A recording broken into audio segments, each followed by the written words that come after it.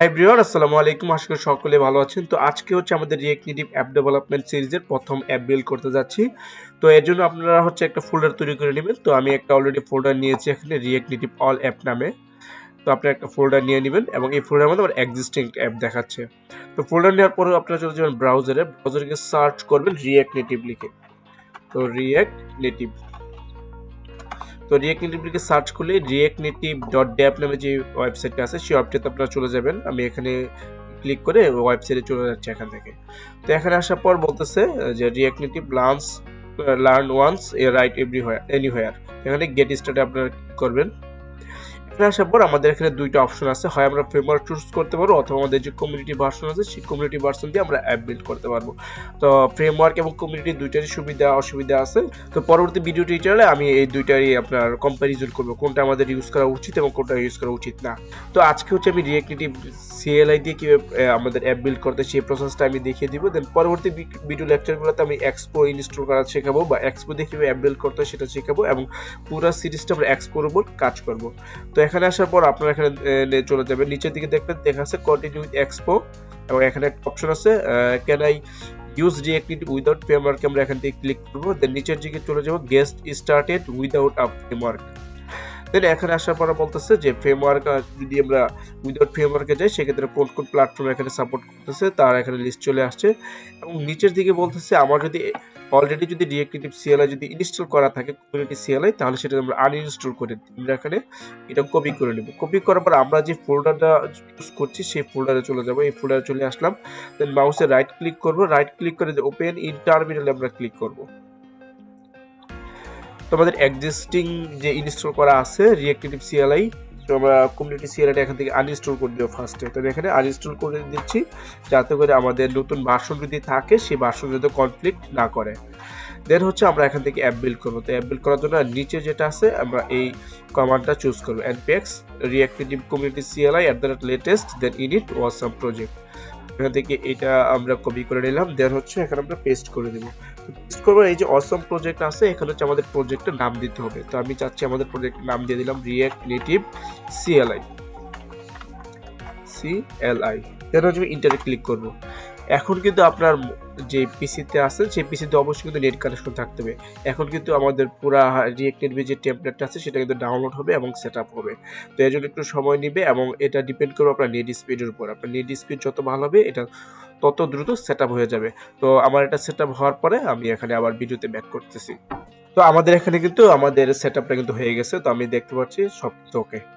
সবকিছু ওকে হলে আপনারা এরকম ইন্টারফেসটা দেখতে পাবেন। এখন যদি আমি ফোল্ডারে চলে যাই তাহলে কিন্তু দেখতে পারবো যে রিয়েক্ট নেটিভ সিএলআই নামে একটা কিন্তু ফোল্ডার চলে আসছে। এখন আমি ফোল্ডারটা ওপেন করব। ওপেন করলে এখানে অনেকগুলো কোড দেখতে পারবেন। অ্যান্ড্রয়েডের কোড আছে, iOS এর কোড আছে এবং আরো আনুষঙ্গিক যত এই প্রজেক্ট সেটআপের জন্য যত কোড লাগে, যত ফোল্ডার লাগে সবকিছুই কিন্তু এখানে কিন্তু চলে আসছে।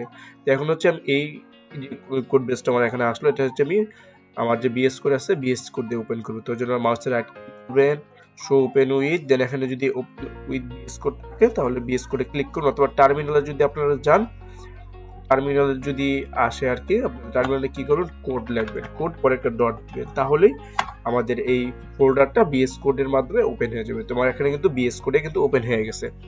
তো বিএস কোডে ওপেন হওয়ার পর আমাদের কি করতে হবে, টার্মিনালে চলে যেতে হবে। তো টার্মিনালে আমি চলে আসলাম। এখন হচ্ছে আমাদের এই যে অ্যাপটা মানে প্রজেক্টটা রেডি হয়েছে, প্রজেক্ট আমাদের রান করতে হবে। তো রান করার জন্য সবার আগে হচ্ছে আমাদের একটা ডিভাইস লাগবে। সেই ডিভাইস হতে ভার্চুয়াল ডিভাইস হতে পারে অথবা রিয়েল ডিভাইস হতে পারে। তো আমি আজকের ভিডিওতে হচ্ছে ভার্চুয়াল ডিভাইস কীভাবে কানেক্ট করতে সেই প্রসেসটা দেখাবো।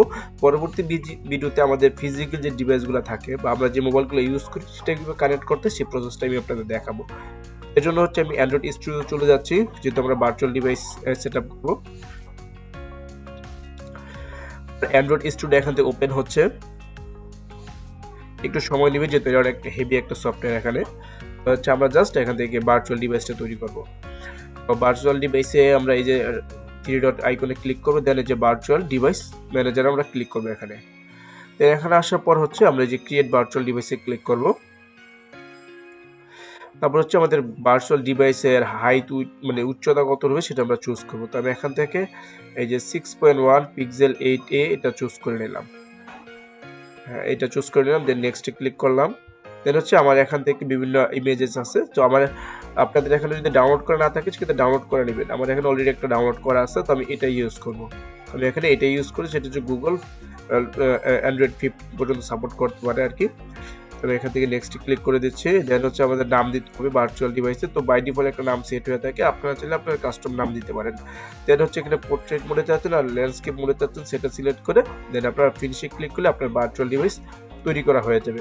তো এখন যদি আমি এটা ভার্চুয়াল ডিভাইসে এই যে রান অপশন আছে, স্টার্ট অপশন আছে, যদি ক্লিক করি তাহলে কিন্তু আমার যে ইমুলেটরটা আছে বা ভার্চুয়াল ডিভাইসটা সেটা কিন্তু রান হবে। তো দেখি আমার এটা রান হচ্ছে এখন। তো এখন হচ্ছে আমি অ্যান্ড্রয়েড স্টুডিও পজ করে দিই এখান থেকে। এই যে আমার এখানে ভার্চুয়াল ডিভাইসটা সেটা কিন্তু সেট আপ বা রেডি হয়ে গেছে। তো এখন কিন্তু এই ভার্চুয়াল ডিভাইসের মধ্যেই আমি আমার যেই অ্যাপটা আছে সেটা কিন্তু রান করতে পারবো। তো এটা একটু সময় নেবে আর কি, একটু সময় নিচ্ছে এখানে। তো এটা সময় নেই, দেন আমরা এই সিএলআইতে টার্মিনালে চলে আসি। তো টার্মিনালে আসার পর আমরা যদি দেখবো আমাদের ভার্চুয়াল ডিভাইসগুলো আসলে কয়টা আছে বা আমার পিসিতে কি কি কানেকশন আছে। তো এই জন্য আমরা যে কমান্ডটা লিখতে পারি সেটা হচ্ছে এডিবি, পরে হচ্ছে ডিভাইসেস, DEVICES ডিভাইসেস। এখানে কিন্তু এই যে আমার এখানে কিন্তু লিস্ট অফ ডিভাইস অ্যাটাচ, এই ডিভাইসের মধ্যে যে ডিভাইসগুলো অ্যাটাচ আছে তার কিন্তু চলে আসছে। এখানে একটা ইমুলেটর আসছে কিন্তু সেটা অফলাইন দেখাচ্ছে, সেটা এখন অনলাইন আমার আসেনি। আমি এখানে অন করে দিচ্ছি, দেখি এটা অনলাইনে আসে কিনা, অথবা আমি যেটা কেটেও দিতে চলে আসছে। তো আমি অন করার পরে কিন্তু চলে আসছে এখানে, এই যে অন হচ্ছে এখানে আমাদের ডিভাইস ইমুলেটর অন হচ্ছে। এবং আবার যদি আমি এই টার্মিনালটা যদি ওপেন করি এবং এডিবি ডিভাইসেস যদি লিখি তাহলে কিন্তু এই যে আমাদের তো ইমুলেটর চলে আসছে এবং এটা কিন্তু অফলাইন বা ডিভাইস হিসেবে দেখাচ্ছে। এখন হচ্ছে আমাদের এই প্রজেক্টটা রান করতে হবে। তো আমরা যদি অ্যান্ড্রয়েডের জন্য রান করতে চাই সেক্ষেত্রে আমাদের লিখতে হবে npm run android। তো এখনই কিন্তু একটু সময় নিবে, অনেক সময় নিবে যদি আপনি ফার্স্ট টাইম করেন। ফার্স্ট টাইম করার ক্ষেত্রে ম্যাক্সিমাম 10 মিনিট 12 মিনিট পর্যন্ত সময় নিতে পারে, সেটা আপনার নেটওয়ার্কের উপর ডিপেন্ড করবে। এখন কিন্তু অনেক কিছু ডাউনলোড হবে, তো ডাউনলোড হওয়ার পরেই কিন্তু এই প্রজেক্ট কিন্তু বিল্ড হবে। তো আমি এখানে অপেক্ষা করব সম্পূর্ণ বিল্ড হওয়ার পর। তো এখানে কিন্তু অনেক একটা টার্মিনাল কিন্তু ওপেন হবে। তো এখানে কিন্তু এই যে আমার একটা ওপেন হয়ে গেছে। তো আমরা এটা মিনিমাইজ করবো, আমরা এটা কেটে দিব না, কেটে দিলে কিন্তু আমাদের এটা কিন্তু স্টপ হয়ে যাবে। তো আমাদের স্টার্টিং হইতেছে এখানে। তো এখন কিন্তু সময় নেবে, তো আমি বলছি সময় নেবে, দেখি কতক্ষণ সময় নেই আমাদের এখানে। আমাদের এই ইমুলেটরটা এখান থেকে সেট আপ হচ্ছে। তো আমাদের এখানে প্রায় সবকিছু ডাউনলোড করা কমপ্লিট, কিন্তু বিল্ড হতে এখানে প্রবলেম হচ্ছে। তো প্রবলেমটা হচ্ছে কোথায় আমরা দেখি, এখানে বলছে build fail with an exception, এবং এই এক্সেপশনটা কোথায় দ্বারা পড়ছে, আমাদের অ্যান্ড্রয়েড এর মধ্যে কি বলতেছে, এই ভার্সনটা পাইতেছে না, 27.1.12 যে সামথিং যেটা আছে সেটা does not have a source dot properties file, আমাদের এইটা পাচ্ছে না, যার কারণে আমাদের প্রজেক্ট বিল্ড হতে পারতেছে না। তো এই জন্য আমরা কি করবো, আমরা অ্যান্ড্রয়েডে চলে যাব, অ্যান্ড্রয়েড স্টুডিওতে চলে যাব, এখানে ওপেন করতেছি। এখন ওপেন হচ্ছে অ্যান্ড্রয়েড স্টুডিও।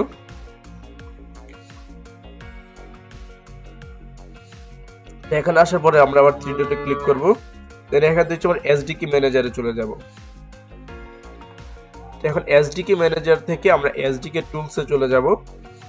এখানে হচ্ছে আমরা এই যে শো প্যাকেজ ডাটা যেটা আছে, এই যে শো প্যাকেজ ডিটেলস, এই শো প্যাকেজ ডিটেলস আমরা ক্লিক করব।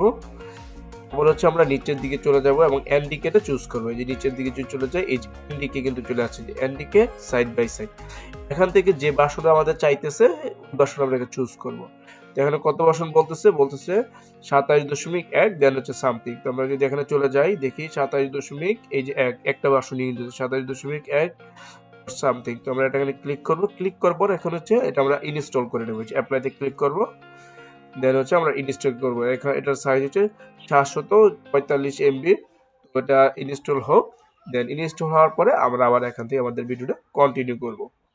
সো আমাদের এখানে কিন্তু ডাউনলোড হওয়ার পরে আনজিপ হচ্ছে এবং এটা কিন্তু ইনস্টল হচ্ছে। তো ইনস্টল হতে থাকুক, দেন হচ্ছে আমরা আমাদের পরবর্তীতে আবার শুরু করব বিল্ড করা আমাদের অ্যাপটা।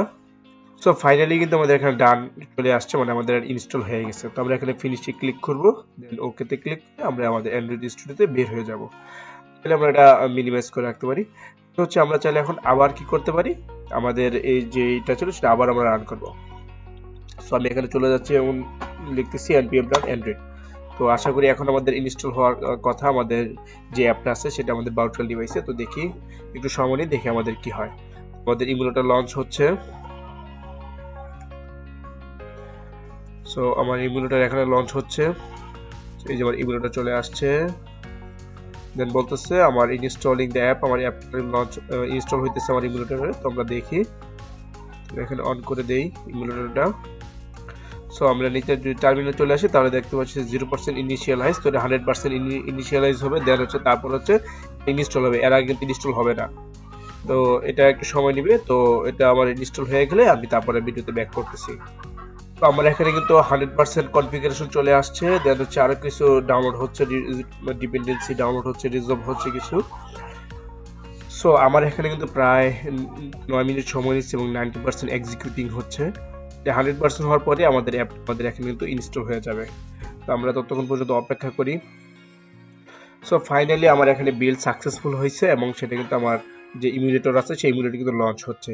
তো এটা ফার্স্ট টাইম আমাদের এত টাইম নেবে, যদি আমরা সেকেন্ড টাইম পরবর্তী করি সেক্ষেত্রে কিন্তু আমাদের কোনো টাইমই নেবেন, জাস্ট হচ্ছে চোখের পলে কিন্তু এখানে কিন্তু ইনস্টল হয়ে যাবে। আর একটা বিষয়, আমি এখানে ভার্চুয়াল ডিভাইস ইউজ করতেছি, তো ভার্চুয়াল ডিভাইস আমি রিকমেন্ড করবো না। ভার্চুয়াল ডিভাইস ইউজ করলে আমাদের পিসি যে র্যাম রোম এবং যে সিপিইউ সেটা অনেক হাই কনফিগারেশন হলে দেনই আপনি এই ভার্চুয়াল ডিভাইসটা ইউজ করেন, আদারওয়াইজ ইউজ করবেন না, কারণ সেটা হচ্ছে অনেক আমার র্যাম রোম এখানে প্রচুর খরচ হয়। সেক্ষেত্রে হচ্ছে আপনি যদি ল্যাপটপ ইউজ করেন সেক্ষেত্রে ল্যাপটপ প্রচণ্ড গরম হইতে পারে, আর ল্যাপটপ কাজ করার সময় অবশ্যই সেটা চার্জিংয়ে নিয়ে নেবেন, নাহলে কিন্তু ওর যে পাওয়ার সেটা কিন্তু অনেক টাইম নেবে এবং আপনি কিন্তু মতো এখান থেকে কাজ করতে পারবেন না আর কি, মানে এখান থেকে যে স্মুথলি যে ফিচারগুলো আছে সেটা কিন্তু কাজ করতে পারবেন না। আমার এখানে বার্ডেনিং হচ্ছে 84% হইতেছে। তো 100% হলে আমরা সেটা আমার যে অ্যাপটা ইনস্টল হয়েছে সেটা কিন্তু ইউজার ইন্টারফেস কিন্তু চলে আসবে এখানে। এটা হচ্ছে ফার্স্ট টাইমের জন্য। তো আমি এখানে ভার্চুয়াল ডিভাইস দিয়ে কেন আপনাদের দেখিয়ে দিলাম, কারণ হচ্ছে যেহেতু অ্যান্ড্রয়েডে কাজ করবেন, কীভাবে ভার্চুয়াল ডিভাইসে কাজ করতে হয়, কীভাবে রিয়েল ডিভাইসে কাজ করতে হয়, আপনার দুইটা জিনিসই জানা দরকার। এখন হচ্ছে রিয়েক্ট নেটিভ CLI আমি কেন দেখালাম, যদি আপনি অ্যান্ড্রয়েড ডেভেলপার হন অথবা iOS ডেভেলপার হন, আপনার রিয়েক্ট নেটিভ CLI-তেও কাজ করা লাগবে, ফ্রেমওয়ার্কে কাজ করা লাগবে। তো আমি একই সাথে দুইটা জিনিসই আপনাদের দেখিয়ে দিচ্ছি, যাতে করে আপনি রিয়েক্ট নেটিভেও কাজ করতে পারেন, এক্সপো ফ্রেমওয়ার্কেও কাজ করতে পারেন। তোমার এখানে বান্ডেলিং হয়ে গেছে এবং 100% হয়ে গেছে। আমরা এখন ইউজার ইন্টারফেসটা দেখার অপেক্ষায় আছি। আমার পিসির কনফিগারেশন অতটা ভালো না, যার কারণে হচ্ছে একটু টাইম নেয়। তো আমরা কিন্তু চলে আসছে যে ওয়েলকাম টু রিয়েক্ট নেটিভ। তো আমার এখানে কিন্তু এই অ্যাপটা কিন্তু ইনস্টল হয়ে গেছে। এখন আমি যদি অ্যাপে চেঞ্জ করি তাহলে কিন্তু সাথে সাথে কিন্তু চেঞ্জটা আমি দেখতে পারবো। তো আমি অ্যাপ TSX চলে যাচ্ছি এবং এখানে সব কিছু কেটে দিচ্ছি। এখানে কেটে দেওয়ার পর আমি এখানে জাস্ট হচ্ছে আমি এমটি ইউজার ইন্টারফেস তৈরি করতে চাচ্ছি এখানে। হ্যাঁ, চলে আসছে। তো আমি এখান থেকে ভিউতে ক্লিক করে অ্যাপ দিয়ে দিচ্ছি। এখন যদি আমি আমার যদি ইমুলেটরে চলে যাই তাহলে কিন্তু এই জিনিসটা দেখতে পাই যে লোড হইতেছে। লোড হওয়ার পর জাস্ট এই অ্যাপ নামে চলে আসবে এখানে। আচ্ছা, প্রপার্টি জাস্ট SD। আচ্ছা, আমাদের এখানে রিলোড করতে হবে, রিলোড করে দেখি। রিলোড করলে আশা করি কাজ হয়ে যাওয়ার কথা। দেখা আমাদের এখানে কোনো এরর নাই। সো দেখি কি হয়। রিলোড হয়ে গেছে, সব কিছু তো হয়ে গেছে।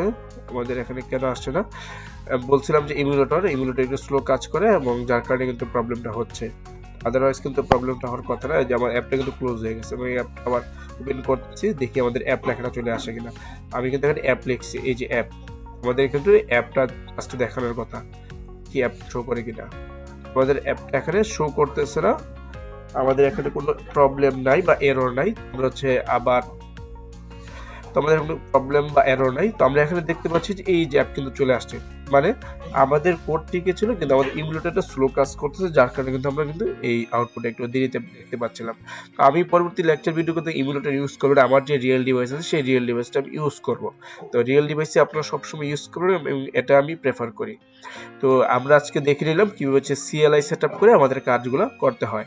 তো এখন যদি আমি আমার অ্যাপটা যদি রান করি বা বিল্ড করি, দেখবেন এখন হচ্ছে খুব সহজেই কিন্তু এটা কিন্তু ইনস্টল হয়ে যেতেছে, এখন কিন্তু সময় নিতেছে না। এই যে আমি জাস্ট কমান্ড ইন্টার করলাম npm run android, এটা কিন্তু এই যে আমার কিন্তু ইনস্টল হয়ে যাচ্ছে এবং 0% ইনিশিয়ালাইজড হয়ে 100% হইতে যতক্ষণ লাগে আর কি, বেশি সময় নেবে না।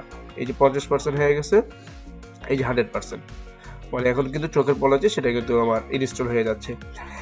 এখন আরেকটা প্রশ্ন জাগতে পারে, আমার যদি CLI-তে কাজ করতে চাই সেক্ষেত্রে হচ্ছে আমার সব কিছু আমার কনফিগারেশন করা হয়েছে কিনা সেই জিনিসটা আমরা কীভাবে বুঝবো, সেই জিনিসটা বোঝার জন্য আমি আপনাদের একটা কমান্ড লাইন শেখাবো এখনই। আমার কিন্তু এখন কিন্তু ইনস্টল হয়ে গেছে। এই যে এখন কিন্তু সময় নেই।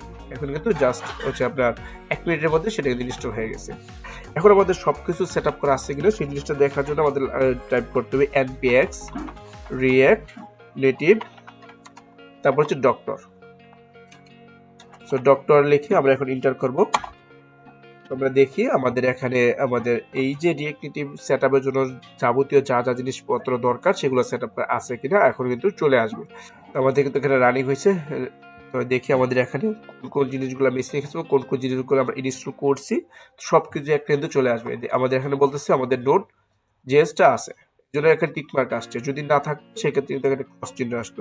এনপিএম আছে, মেট্রো আছে, এই জন্য কি আমাদের এখানে সবগুলোতে কিন্তু এই টিক চিহ্ন চলে আসছে।